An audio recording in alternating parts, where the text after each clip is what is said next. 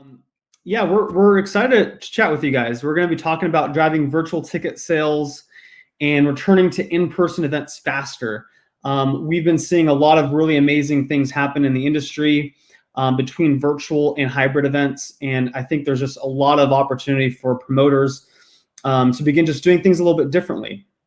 And so my name is Shadi. I'm the VP of Sales here at TicketSpice.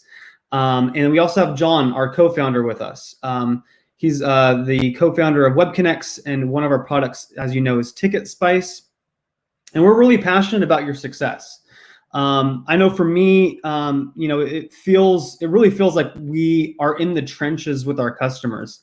There's a lot of different industries out there, and I know some people have been, really hit hard. If you're a fair, it's been really rewarding, just even in the middle of this hardship, to be with folks as they're doing smaller pop-up events or drive-in movie theater events, or larger events that are being really successful right now, that are doing things a little bit differently.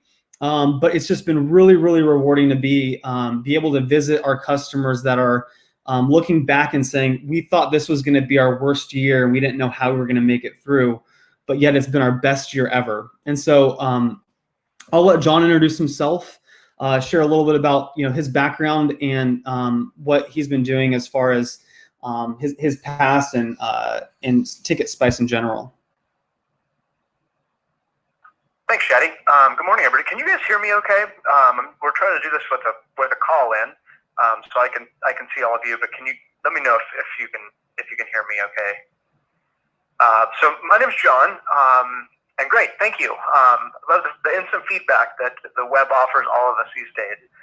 My name is John, and I'm one of the founders here at TicketSpice, and really great to be here. We've loved our partnership with Event Hub.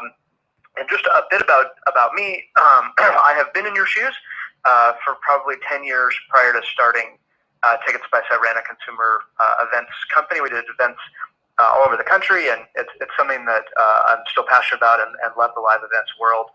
And we created TicketSpice because we wanted something better, and we just felt like, gosh, this isn't putting a man on the moon. This is doing online ticketing, and it doesn't need to cost an arm and a leg. Why is somebody else putting their brand all over my page, and why are they owning my data? And so we started out to do something different and really built TicketSpice to kind of be the platform that you would build if you could build it yourself. So a bit about me, but still involved in the live events world. Love the industry, and I'm excited to be on the other side of it and still involved with it through online ticketing and through registration. Awesome, thanks, John. Yeah, so I'll switch to the next slide. Yeah, maybe I can just jump in here, Shadi. I just want you guys to know that we know what it feels like to be blindsided and forced to adapt. As a company that makes a living in the live event space, we know what it feels like to have your world rocked, and so we are with you. Since day one, we have, when we started hearing about events closing down, we have done everything we can in our power to help our customers succeed and thrive through this. So just know that we get it. We understand that these are really unusual times. And our focus for the last 6 months has been doing everything in our power to help our customers succeed and get through this successfully. And maybe just a little about us would be helpful. We are, our company's called WebConnects. In fact, you may not have experienced us in the past, but I can tell you that every single person that's in this breakout session has actually used one of our products. So we also have a product called RegFox that we use for online registration. And so you all use RegFox to sign up for this event. We have RegFox is our online registration platform, and then TicketSpice is our online ticketing platform. So we're a small company here. There's less than 50 of us. We're really passionate about what we do. We've processed almost $3 billion to date for our customers. We've worked with over 50,000 different organizations, from small ones to large ones. But we're just a really small, passionate team here. We're privately held. We just care deeply about the industry and helping you succeed in any way you can. And again, this is not a pitch on us. I just want to give you some information on who we are. We really think TicketSpice is the ticketing system you would build if you were to build it yourself. And so we're constantly led by feedback from our customers. We have a WebConnects Wall of Fame where we celebrate all the great things that our customers have done to help us improve our products. So we just remain focused on the market and helping you win This next photo here is just a photo from our company trip last summer, which we unfortunately didn't get to do, but I just show you this because the people talk a lot about our software, but they really rave about our team here. So we've got some really passionate folks who are great at what they do, but also just great human beings. So any interactions you have with them will be good ones. Yeah, thanks, John. Yeah, so when we were talking about this, it really came down to, I think there's three main concerns for promoters today. And as we're adapting in these times, I think, obviously, number one, we all need to make money. And so as a promoter, as an event, we're going to talk a little bit about what people are doing right now to actually put money in their bank, to get revenue on the books, whether it be for a virtual, a hybrid, or a comeback event. There's a lot of different strategies that we've been seeing in the market, and we really just want to share those because, again, we really want you, whether it's TicketSpice or any ticketing platform, we want you to just be able to continue to process tickets, continue to gather people for the things that you're promoting, the experiences you're having. We think that another main concern is just developing continuity. So you've probably had your event happen every year or however often, and it's really easy in a time like this to lose momentum, whether it be with your venues, your fans, or just the production of your event. And I think continuity is a big, big thing when it comes to continuing forward and then also preparing yourself for 2021 or 2022 even. And then the last thing is engagement with your base. So there is a lot of things that you can do in the middle of these crazy times to continue to keep fan attention. And we're going to talk some about those things as well. So that's kind of going to be what encompasses our convo today. And then we're just going to start out by talking about online events. John, I'll let you take this with our first tip. Great, yeah, thanks, Shadi. So, and just kind of for flow, so we're going to talk through online events, what we're seeing that's successful, and just so you guys know, this is all new.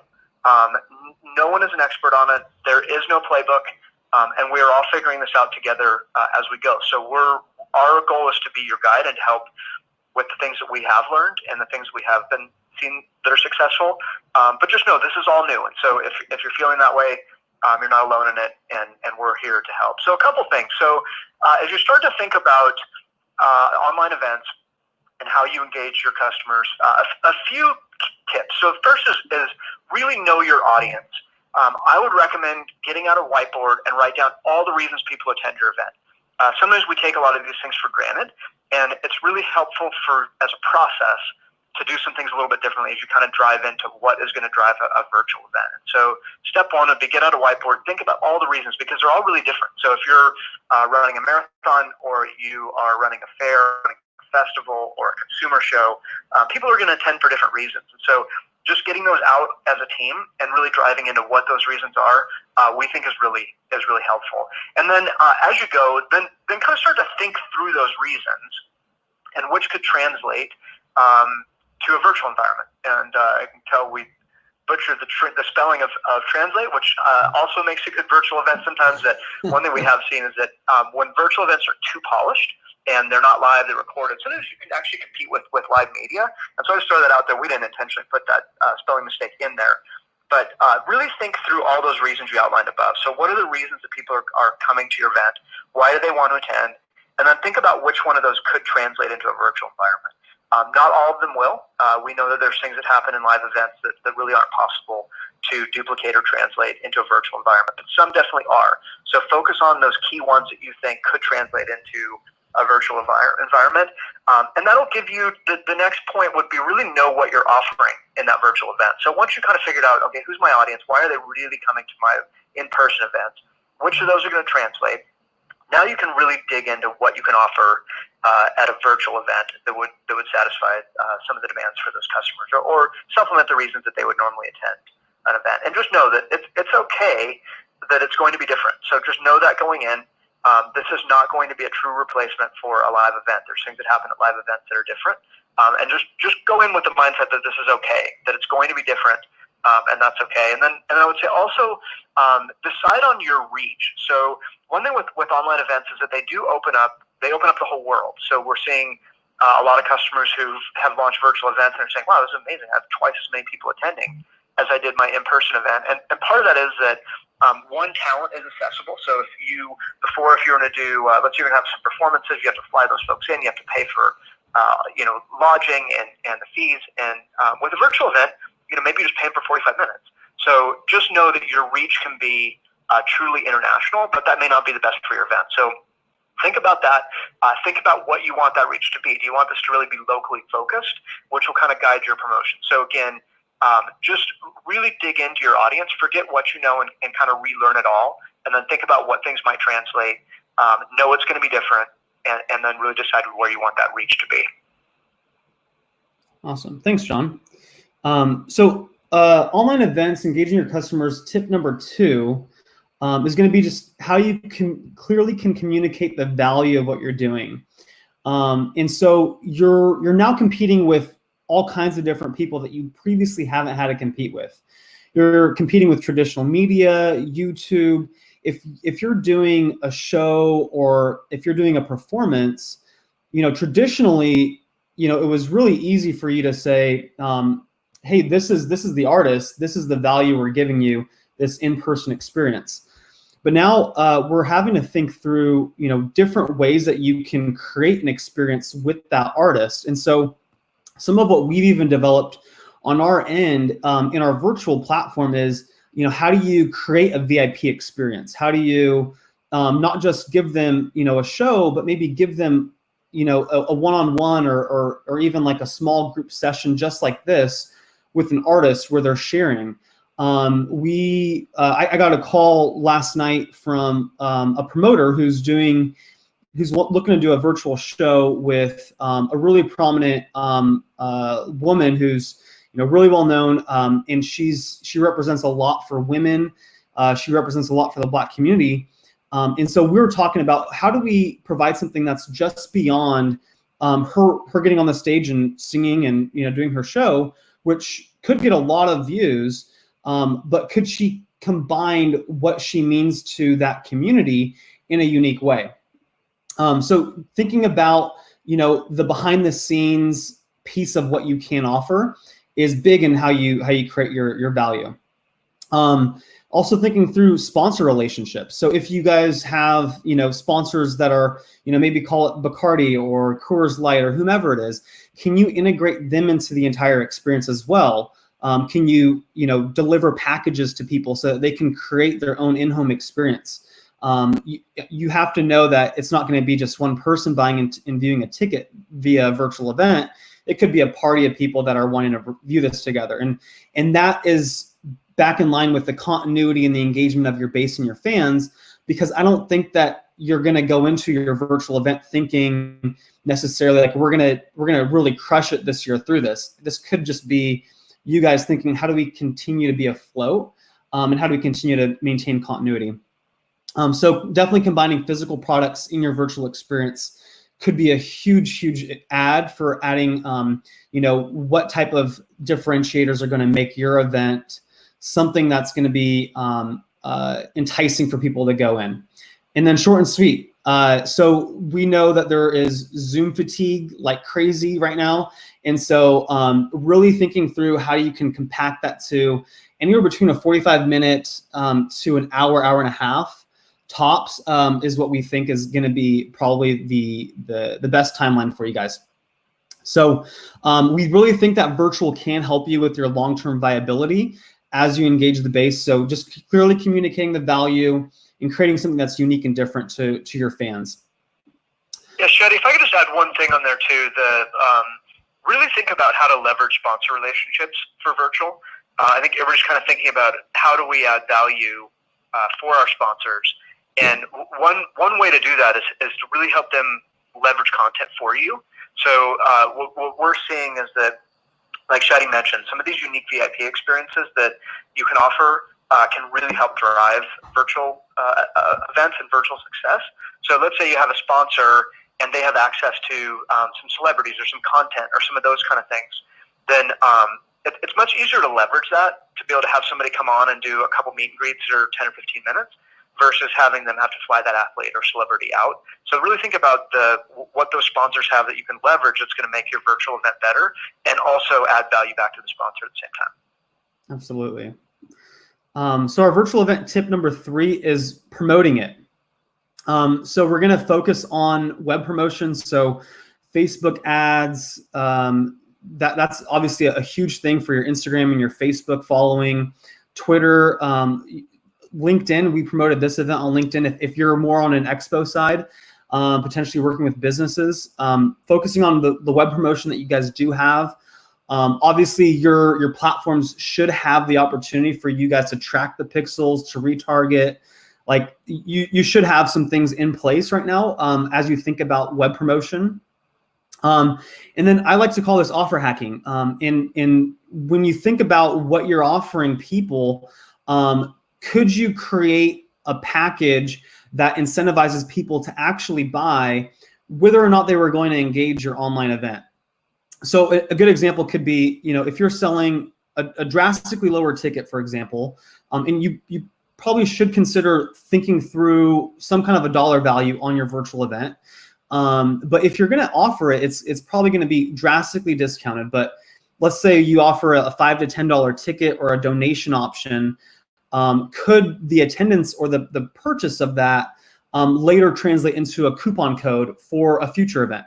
Or could your offer to buy provide exclusive types of resources or tools if you're an expo? So like, maybe if we were talking to a golf expo, they work with 50,000 people that go to their expo, and people go to this expo specifically to purchase packages for golf tournaments or to purchase tee times, and they get about 50% off by going to this.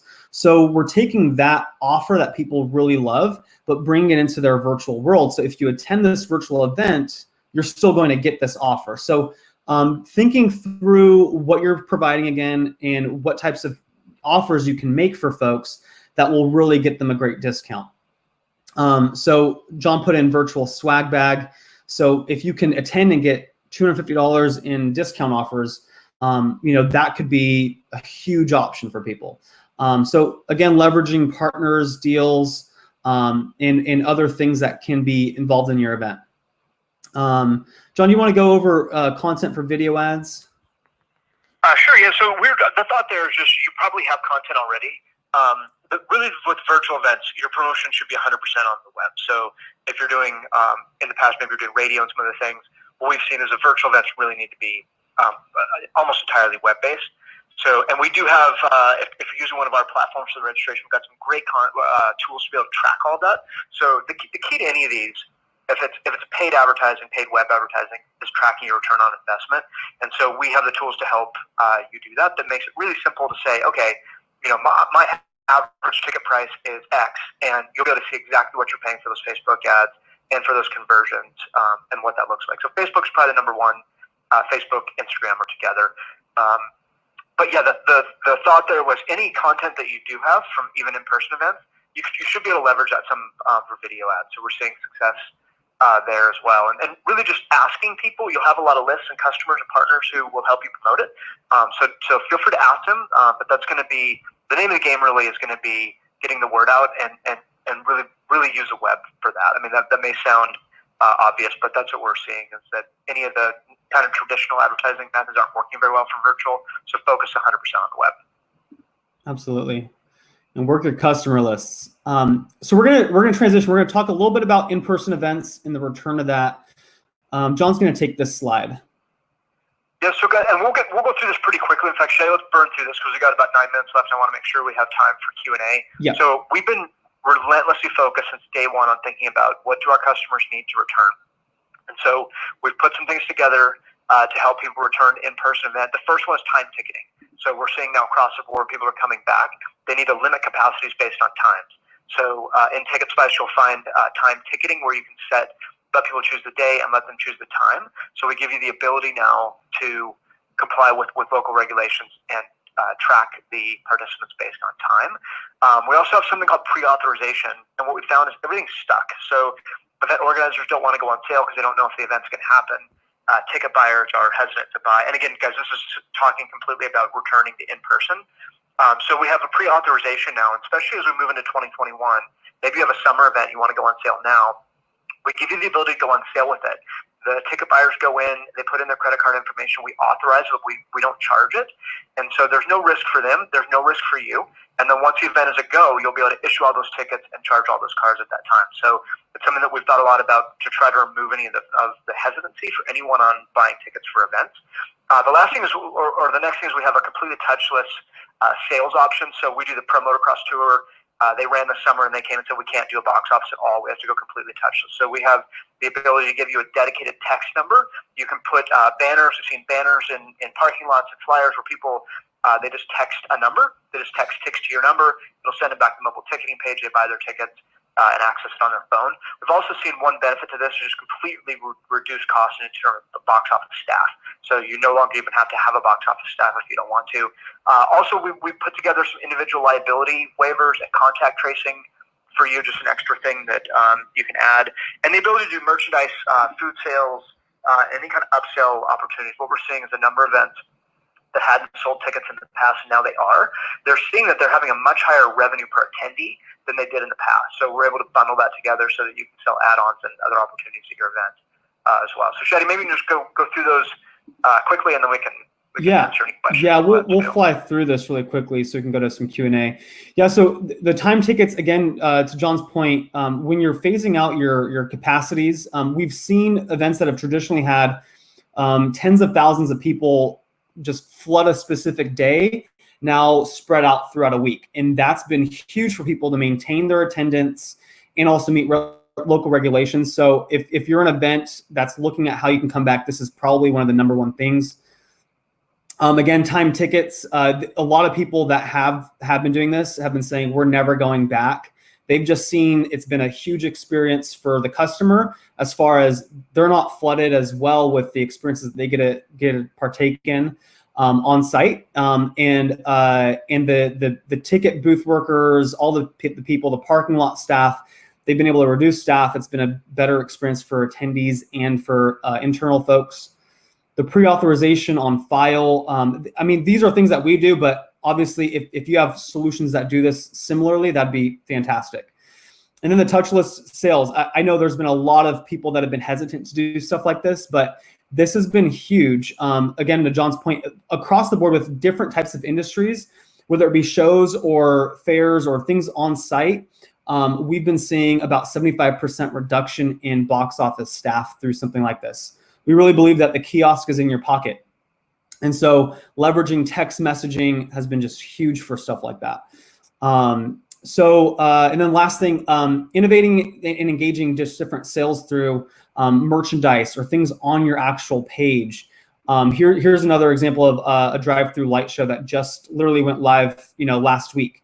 So this is their page. This is obviously a TicketSpice page, but if you're doing yours on a different platform, absolutely, if they have options like this, that'd be fantastic. So you choose your date, you choose your time that you want to go. And we've seen by and far that people do maintain their time slots. And then you can click here and add your stuff. So the idea is to do everything on a single page, single transaction. They do a lot more in pre-event spend, and then on site when they come to your event, they're still spending money. It's a psychological thing, and it just drives about an extra 20% revenue in those transactions is what we find. And so, yeah, we believe you deserve a ticketing partner in your corner. And, we just, whoever you work with, whatever you guys do, we would love to hear from you guys. We'd love to hear some feedback. So we're going to go to a Q&A. So please feel free to unmute yourself. And if there's any kinds of questions or ads that you guys want to do, feel free to hop in.